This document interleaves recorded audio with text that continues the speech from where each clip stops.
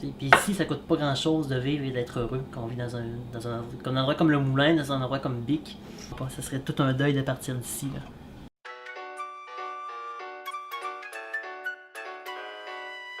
Les enfants d'un des meuniers qui sont venus ici, ils parlaient de leur grand-père. Son grand-père, on venait le voir au petit matin, on lui portait du sandwich, ils travaillaient, ils disaient en saison d'un bout de le grain, puis quand il y avait assez d'eau dans la rivière pour faire tourner le moulin, ben, ça tournait 24 heures sur 24. Malgré le fait que ça faisait un vacarme incroyable, tout ça, il réussissait à dormir à côté sur le poteau, cette petite sieste. Quand il manquait de grains, les pierres se touchaient, ça le réveillait. Il montait à l'étage, il remplissait le genre de trémie de grains, puis il repartait pour une autre petite somme debout à côté sur son poteau. Là. J'étais tellement fatigué qu'il arrivait à dormir dans ces conditions-là. Des fois, j'ai l'impression de rappeler ce personnage en m'endormant un petit peu partout dans le moulin, y compris dans l'atelier.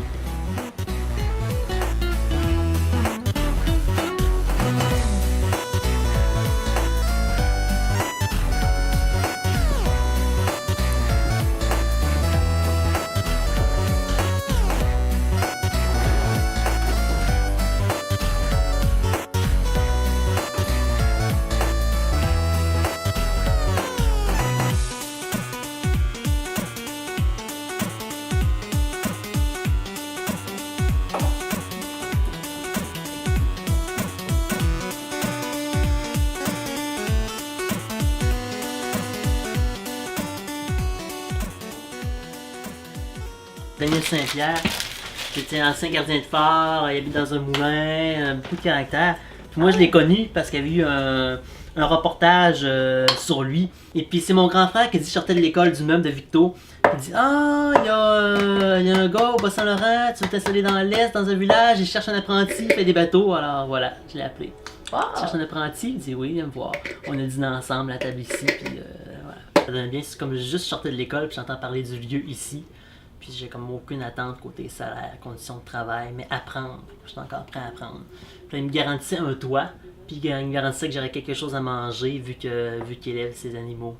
Moi, quand je suis venu visiter, il y en a un qui était là déjà, puis il y en a plusieurs qui sont restés, mais ils voulaient avoir un salaire, ils voulaient avoir du chômage, conditions de travail. Fait que, alors que moi, il y a une chose que j'ai besoin, c'est quelqu'un qui est prêt à me transmettre ses savoirs, c'est tout. Je ne demandais rien de plus. Peut-être si c'est arrivé aujourd'hui, j'avais été habitué à avoir un bon salaire, peut-être que je serais pas venu. Mais à cette époque-là, j'avais aucune attente côté salaire. En pensant que j'étais juste ici, être juste un été, finalement, comme 10 ans plus tard, j'ai fêté 10 ans de vie au moulin, comme j'étais le pied, 17 de vie.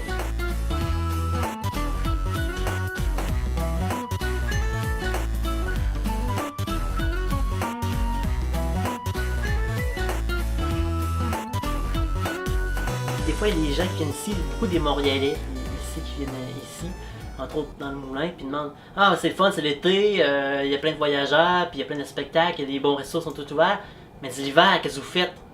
Puis ma réponse, je leur dis justement, on vit, tout simplement, tu sais, on vit.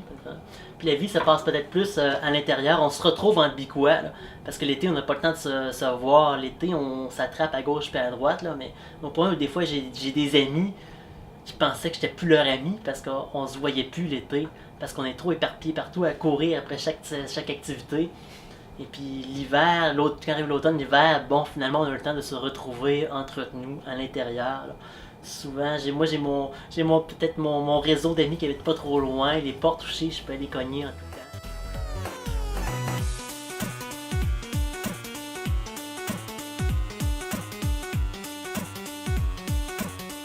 En ville, il y a plus d'occasions de dépenser. Tous les plaisirs coûtent quelque chose. Ici, c'est le contraire. Là. Tu n'as pratiquement pas besoin d'argent. Tu sors dehors, puis voilà, la vie est là. Puis ici, ça coûte pas grand-chose de vivre et d'être heureux quand on vit dans un endroit comme le Moulin, dans un endroit comme Bic. Ça serait tout un deuil de partir d'ici. D'habitude, juste au Bic, j'ai de quoi m'occuper en termes d'implication dans la communauté. Là, mais à Rimouski, l'automne, l'hiver, on est pas mal toujours rendu à Rimouski pour profiter de la vie culturelle. Puis des fois, il faut choisir. Là. Il y a un centre de diffusion de cinéma documentaire où je vais beaucoup. Il y a toutes sortes de spectacles, là, des trucs de musique émergente et tout, là, bien loin de quelque chose, d'une vie culturelle très commerciale. Il y a vraiment des trucs qui me plaisent beaucoup à Rimouski sur le plan culturel. Là. Au Bic, mais l'été, tout ça, je veux dire, tout ça déménage au Bic. Parce que l'été, le fait que c'est un village touristique, il y a une surenchère, je dirais, d'offres culturelles. Il y a des... Entre autres, l'été ici, il y a un festival de musique de chambre. Il y a plusieurs étés où j'ai pu aller voir aucun spectacle juste parce que il y a toujours d'autres spectacles en même temps. Mais le fait que des fois, un soir, tu peux avoir 3 spectacles dans le village du Bic ou dans le village de Saint-Fabien à côté, tu es obligé de choisir, tu sais, c'est des choix déchirants, tu sais. Il y a un théâtre ici. Eh bien, l'été, ils produisent une pièce qui roule pas tous les jours. Et puis, durant le reste de l'année, l'automne, l'hiver, le printemps, ils reçoivent des pièces qui sont en tournée, des pièces de théâtre, puis des spectacles de danse contemporaine. C'est la vocation de la scène un peu. Donc, puis la pièce qui a roulé tout l'été, je voulais absolument la voir et j'ai pas été capable. Parce qu'il y avait toujours quelque chose ailleurs. Alors qu'elle passe tous les jours. Je pense que c'est comme 6 jours, 5 ou 6 jours semaine, là, quand même. Ouais. Mais oui, tu sais. Mais juste ici, avec les spectacles dans la cour Moulin, je m'occupe de d'autres spectacles dans le village. Il y a le vieux théâtre de Saint-Fabien dans le village à côté, qui est une salle fantastique, une belle programmation, là, mais il y a de l'offre comme ça. Des fois, tu sais, on n'est pas dans une métropole, là, on est juste dans un village du Bic, à côté d'une ville de 45 000 habitants. Faire un apéro dans les règles de l'art. Ah oui.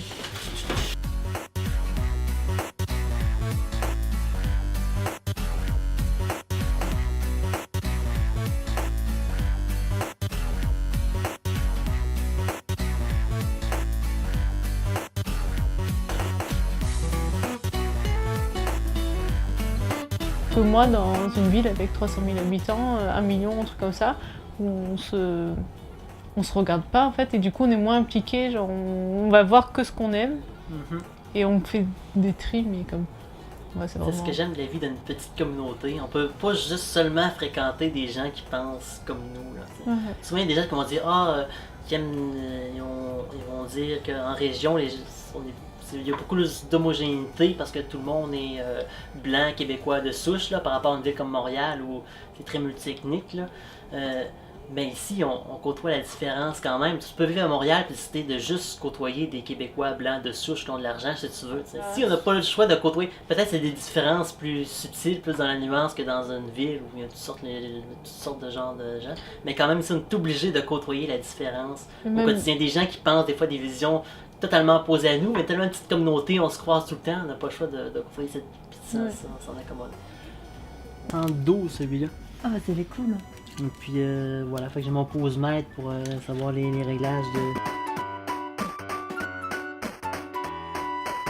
Et alors? Ouais, dans il y a une petite pièce pour ça, la chambre électrique. D'accord. Mais oui, mais j'adore ça parce que ça me permet de vivre les beaux moments 3 fois. Sur le coup, tu sais, quand je les vis en temps réel, puis je prends la photo. Une deuxième fois, quand je développe la pellicule, puis je sur la petite 35 mm, comme ça, les petites photos de... Finalement, j'ai le temps de faire le tirage, je choisis les photos qui sont intérêt de tirer, puis j'en fais le tirage. Je revis le moment encore une fois. C'est cool ça. Mais souvent, moi, je suis pas très vite. Souvent, ça me prend 6 mois. Des fois, il y a des pellicules que ça fait 1 an qu'ils attendent de développer. J'ai oublié. Oui, ça, je redécouvre des trucs, là.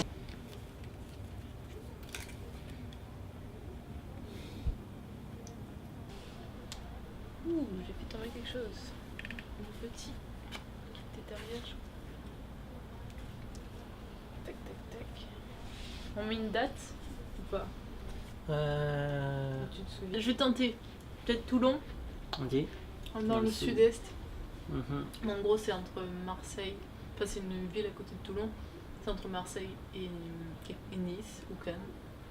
Je suis à peu près quoi de distance. Mais Le seul séjour à l'étranger que j'ai fait, c'est 24 heures à Paris et 3 semaines à Madrid. C'est pas très à l'aise dans une cuisine. Je donnais mes trucs. C'était quoi dans les trucs que je disais?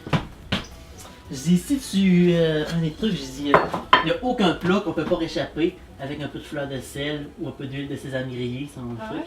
Premier truc. Tu sais, ça fait une soupe, puis à la ordinaire, c'est quelque chose de sésame grillé, puis ça flash.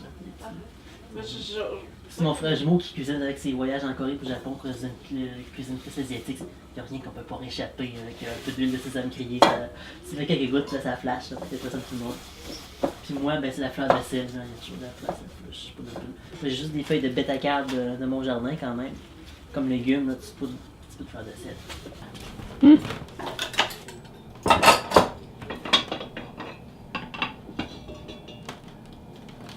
Surgeon de la côte du sud. Quand on prononce à Montmagny éturgeon, je ne sais pas pourquoi, Éturgeon. c'est esturgeon, mais on dit éturgeon. La plupart des gens le mangent fumé.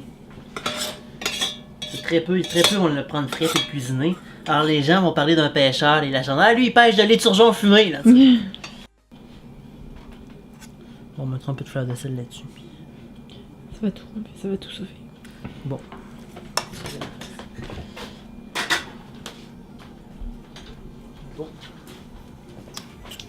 Ça a l'air très bon.